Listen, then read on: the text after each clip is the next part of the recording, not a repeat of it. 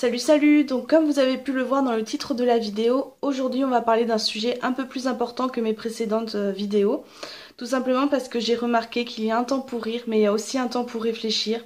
Et un des buts de ma chaîne, c'était vraiment d'aborder des sujets qui me touchent tout particulièrement, même s'ils ne sont pas joyeux. Et d'ailleurs, si c'est votre but de passer un bon moment aujourd'hui, ne regardez pas cette vidéo parce que c'est pas une vidéo vraiment qui va vous remonter le moral, quoi. C'est vraiment pour aider les personnes qui sont dans le besoin et qui vraiment sont dans cet état de dépression. Donc j'ai vraiment envie que mon vécu vous serve à quelque chose, ne serait-ce que vous donner un petit coup de pouce. Vraiment, ça me ferait vraiment plaisir que ça vous aide un petit peu. Cette vidéo n'est absolument pas faite pour me plaindre, pour qu'on me pleure, non pas du tout. Je suis passée derrière tout ça depuis longtemps. Tout ça c'est du passé. C'était vraiment pour que ça vous serve à quelque chose à vous personnellement. Sachez que cette vidéo n'a vraiment pas été facile à faire. Je parle d'une part de ma vie très sombre. Je me dévoile à vous et je sais qu'il y a des proches à moi qui vont regarder cette vidéo. Donc voilà, ça demande un certain courage.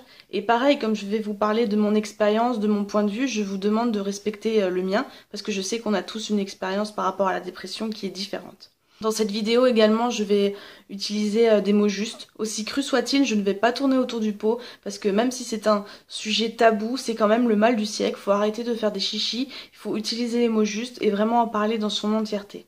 Donc dans cette première vidéo, je vais vous parler de mon histoire parce que tout simplement c'est pas possible de faire tout en une vidéo.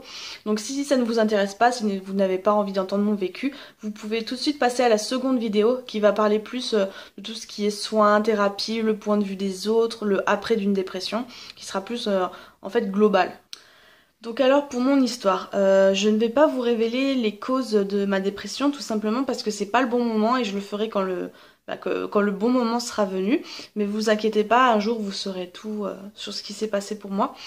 Mais en gros, pour vous faire comprendre, on va dire en partie, quand j'étais petite, on a effacé ma personnalité, mes envies, mes intentions, en fait tout ce qui faisait de moi quelqu'un de normal. Donc en fait, ma dépression, je l'ai développée tout au long de mon enfance et mon adolescence, et en fait il y a eu 3 événements successifs qui ont vraiment donné le coup de grâce. Donc si à ce moment-là j'avais été entourée, franchement, je vous le dis, ma dépression n'aurait pas vu le jour aussi violemment, voire même qu'elle n'aurait pas vu le jour du tout. Comment j'ai rencontré la dépression? Donc comme je vous l'ai dit, pendant mon enfance et mon adolescence, je pense que ma dépression était dans une genre de phase dormante. Parce que j'étais certes tout le temps triste, j'étais extrêmement triste, mais je n'étais pas au bord du gouffre, je n'avais pas envie d'en finir. Et puis de toute façon, j'étais très jeune. Après ces 3 fameux événements, ça a vraiment été la descente aux enfers. Donc toute la tristesse que j'ai accumulée en moi pendant mon enfance a explosé. Et quand quelque chose comme ça, quand des sentiments refoulés explosent, ça fait énormément de dégâts. Et c'est là que ma dépression est apparue. Le pire dans tout ça, ça a vraiment été cette solitude. Parce que pour des raisons pareilles que je ne vous parlerai pas maintenant, je me suis retrouvée absolument toute seule. Et c'était pas qu'une impression, j'étais vraiment toute seule. Et pour les autres personnes extérieures, tout simplement je les saoulais. Parce que les personnes heureuses ne veulent pas quelqu'un de dépressif près de lui. Ce que j'ai essayé de comprendre pendant quelques temps. Mon copain m'a fait prendre du recul par rapport à ça et m'a dit mais imagine-toi si la situation était inversée, t'aimerais pas de quelqu'un d'aussi négatif autour de toi. Et c'est vrai, on est tous comme ça, il faut arrêter de se le cacher à soi-même. On est tous comme ça, on a envie d'être entouré de personnes heureuses et positives. Et moi-même, je suis dans ce cas. Donc c'est pour vous dire, et c'est bien triste en fait, que l'humain soit comme ça. La dépression agit aussi sur notre santé, ça nous fait mal. Moi, ça me faisait des mal de ventre horribles, j'avais mal à la tête. Mon dos en pâtissait complètement. Vraiment, ma santé était horrible, je tombais tout le temps malade. Et tout ça à cause de la dépression, en fait. Le problème principal aussi d'un dépressif, et ce qui a été mon plus gros problème, c'est que on ne voit que le négatif. Il y a des œillères, c'est vraiment comme des œillères, on ne voit rien de positif. Tout est négatif, tout est noir. Et ça peut être vraiment difficile pour les gens autour de nous, mais ça l'est, croyez-moi, aussi pour nous. Donc pendant quelques temps, j'ai réussi à me maintenir, on va dire, à flot. J'étais pas vraiment dans ma période la plus creuse de la dépression. Et pour des raisons pareilles, dont je ne vais pas étaler les causes, parce que de toute façon, un dépressif, il suffit parfois d'un rien pour le faire retomber. J'ai envie de soulever quand même un point. Mon copain a été vraiment très courageux de tenir pendant cette phase, parce que moi-même, franchement, je ne me serais pas supportée. J'étais vraiment dans un état insupportable. Mon état dépressif par rapport au début avait vraiment évolué. En fait, je ne pleurais plus. À ce moment-là, en fait, ça se définissait par une totale absence de sentiments. En fait, j'étais complètement vide. J'étais devenue inhumaine. Je ne ressentais absolument plus rien. Mon copain pleurait à côté de moi. Je ne ressentais absolument rien. C'était vraiment comme si mon cœur et mon esprit se mettaient en mode de défense et me protégeaient de façon à vraiment construire une carapace extrêmement solide, extrêmement hermétique à tout ce qui se passait autour de moi. Je ne ressentais absolument plus rien, je vous assure. Pour parler un peu de ma dernière crise dépressive, donc qui a eu lieu il y a quelques mois, donc pour vous dire c'est assez récent quand même, hein, et je tiens à préciser qu'une crise dépressive pour moi ce n'est pas la même chose qu'un état dépressif. Un état dépressif c'est plus sur la longueur, c'est un peu émietté sur la longueur on va dire. Alors que pour moi une crise dépressive c'est sur quelques jours, on va dire une semaine, mais c'est vraiment intense et très violent et ça peut vraiment partir très loin. Donc c'est comme ça que je définis une crise dépressive. En fait, j'ai eu une crise d'angoisse à cause d'une nouvelle, bon bref. Et on m'a emmenée à l'hôpital. À l'hôpital, on a vu, pareil, mon cœur et mon esprit s'étaient remis en mode off. On a vu que j'étais vraiment dans un état, mais vraiment inhumain quoi. Et du coup, on m'a fait interner. Donc mon hospitalisation n'a pas duré longtemps, hein, parce que tout simplement, mon copain était tellement malade à l'idée de me voir hospitalisée et prendre des médicaments qu'il a tellement pleuré que pour la première fois, ça m'a touchée. Et c'est un peu ça qui m'a sauvé la vie et je pense que ça a été vraiment le choc qui m'a vraiment fait réaliser que faut arrêter d'être comme ça. Ah oui, et je tiens aussi à préciser quelque chose. Un dépressif ne choisit pas d'être dépressif.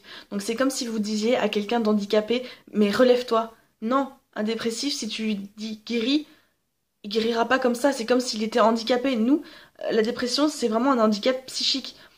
On est vraiment comme handicapé. On ne peut pas, c'est pas au bon vouloir quoi. On ne fait pas exprès d'être dépressif. C'est vraiment pas quelque chose qu'on contrôle en fait. Donc ça me fait encore rire quand je vois des personnes dire mais arrête d'être triste, arrête d'être dans cet état. Non mais en fait, tu vas pas dire à un aveugle arrête de faire genre. Non, c'est pas possible. Et c'est comme ça. Donc faut vraiment accepter que la dépression soit une véritable maladie. C'est pas juste pour faire des chichis quoi. Donc maintenant, je vais vous dévoiler deux points de la dépression qui me semblent vraiment extrêmement importants et dont on ne parle pas. Et je trouve vraiment ça dommage parce que c'est quand même des points très importants et que les gens se rendent compte à quel point ça peut être vraiment dangereux d'être dépressif, à quel point on est vraiment dans un état de mal-être extrême. Je ne suis pas fière de ce que je vais vous dévoiler là. J'avoue que c'est vraiment pas facile d'en parler, je suis pas fière de ce que j'ai fait, mais ça me semble vraiment extrêmement important. Donc tout d'abord, on va parler du suicide. Alors, moi, personnellement, j'ai tenté de me suicider 5 fois. Il y a 3 fois où c'était des appels au secours, je le sais, je l'avoue. Et 2 fois où ça a été des vraies tentatives de suicide qui ont échoué. Donc pour moi, un appel au secours, ce n'est pas du tout la même chose qu'une tentative de suicide. Parce que quand on appelle au secours, on a juste qu'une envie, c'est que ça foire et on a envie d'être aidé. En fait, qu'on voie qu'on a extrêmement mal. Mais une vraie tentative de suicide, franchement, on a juste... La seule chose à laquelle on pense, c'est que ça se finisse, que cette douleur se finisse. Donc en fait, ce qui m'a empêché de passer à l'acte les premières fois, ça a été ma peur de la mort. Et puis au bout d'un moment, bah, on n'a plus peur de la mort parce que tellement ça nous fait mal qu'on a vraiment envie que ça s'arrête. Alors je sais que pour vous, qui pensez peut-être à ça, la mort c'est une délivrance. Mais en fait, j'aimerais tellement vous secouer, vous réveiller et vous dire que non, c'est pas la solution, qu'il peut y avoir mieux après. Mais je sais que vous allez pas m'écouter parce que quand on est en dépression, on n'écoute pas ce qu'on nous dit. Je le sais. Mais j'ai vraiment envie de vous dire que non, il peut se passer de très bonnes choses après. Il faut vraiment s'accrocher le temps que l'orage passe en fait. Donc vraiment, j'aimerais vous secouer, mais je sais que ça va servir à rien. Mais s'il vous plaît, faites pas ça. Tout simplement, faites pas ça. Pareil, le deuxième point où c'est pas facile d'en parler, c'est les scarifications. Alors, pour vous dire, j'ai arrêté seulement il y a 1 an. Donc pareil, c'est extrêmement récent.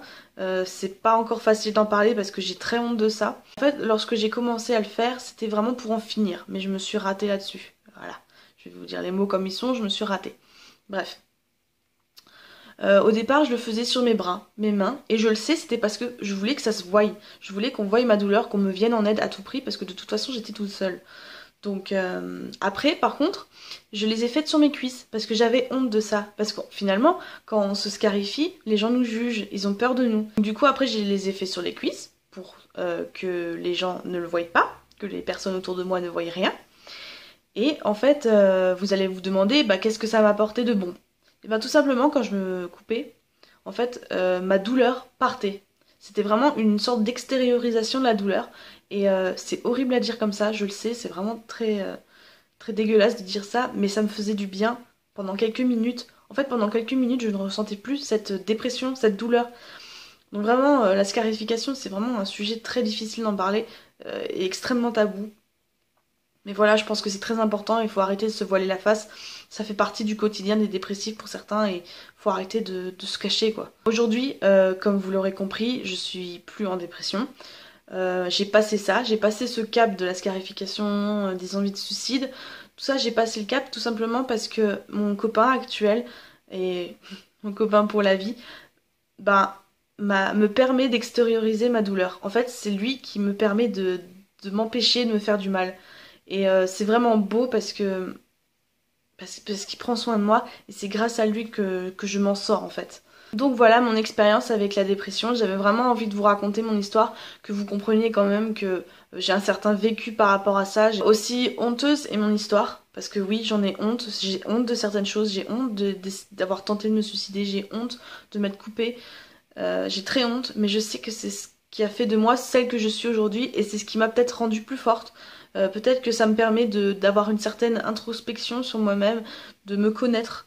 Euh, je sais que chaque expérience, aussi désastreuse soit-elle, sert à quelque chose dans la vie. Ça c'est une certitude. Ça fait de nous ce qu'on nous sommes et ça nous permet de plus tard d'avoir un certain recul par rapport à certaines choses. Dans la prochaine vidéo, comme je vous l'ai dit, on va toucher un angle plus global de la dépression, donc tout ce qui est soins, le point de vue des autres, le après d'une dépression. Mais là maintenant, tout de suite, j'ai envie de passer un message. Même si ça tombe dans l'oreille d'un sourd, je m'en fiche. Je sais qu'un jour ou l'autre, vous allez peut-être vous rappeler de mes paroles, et je l'espère, et vous dire, bah ouais, elle avait raison. En fait, la chose que j'ai envie de vous dire, c'est prenez soin de vous. Vous êtes précieux. Qui que vous soyez, vous êtes précieux. Et si vous êtes précieux pour personne d'autre, ce qui a été mon cas au début, eh ben soyez précieux pour vous-même. Parce que c'est que en vous que vous allez trouver la force de vous en sortir. Moi-même, je n'ai trouvé la force qu'en moi-même. Je n'ai pas eu besoin des autres parce que de toute façon j'étais seule. Et les autres, en fait, c'est un petit soutien. Mais finalement, c'est en vous que vous allez trouver toute cette force. En attendant que cet orage passe, pensez vos plaies, guérissez votre âme, pensez vraiment à vous, prenez soin de vous, et lorsque le moment sera venu, comme moi, à mon tour, vous pourrez prendre soin des autres et les aider dans cette chose que vous avez connue en fait. J'espère que la deuxième vidéo vous fera aussi autant plaisir, vous aidera autant que cette première vidéo peut-être. Je sais que là vous êtes dans un état où vous n'avez vraiment pas envie de parler, vous n'avez vraiment pas envie d'écouter ce qu'on vous dit. Mais attendez simplement que ça passe, parce que oui, il y a un après et l'après est positif, je vous assure. Donc voilà, ça m'a fait vraiment plaisir de tourner cette vidéo. Donc on va tout de suite passer à la deuxième. Prenez grand soin de vous et je vous dis à tout de suite pour la prochaine vidéo. Bisous.